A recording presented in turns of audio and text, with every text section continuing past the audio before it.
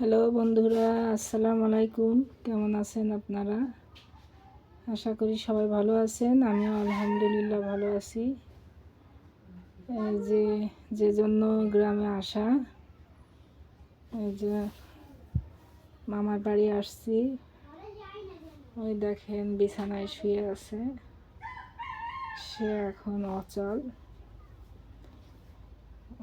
যে অনেক বছর পরে আসছি, লাইট নেই, ভালোভাবে দেখাতে পারতেছি না। সে শুয়ে আছে।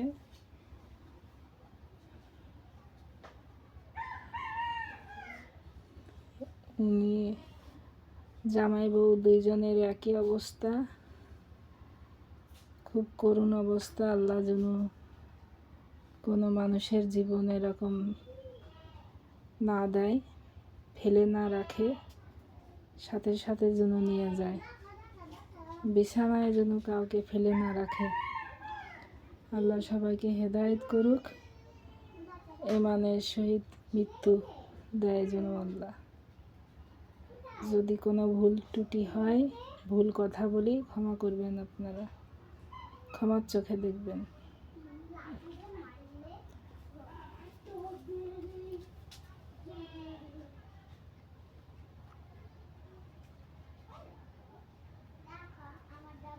এই যে সাইড থেকে দেখালাম, আর বাহিরে একজন ওনার এই যে দেখেন আমার মামি, এই যে স্ট্রোক করে মানসিক রোগী হয়ে গেছে, কোনো বোধ শক্তি নেই। এই যে দেখেন, অনেক টাকা পয়সা, জায়গা জমি সবই আছে, কিন্তু পাগল হয়ে গেছে। এই জন্য টাকা পয়সা থাকলেই সব হয় না, টাকা পয়সা প্রয়োজন আছে, আবার টাকায় সব কিছু হয় না।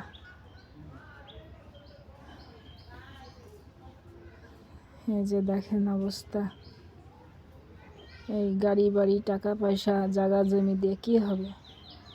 কোনো লাভ নেই, সাথে কিছুই যাবে না। এই যে বলতেছে, কি মানুষ কি হয়ে গেছে দেখেন। আল্লাহ যেন কারোর এই অবস্থা না করে।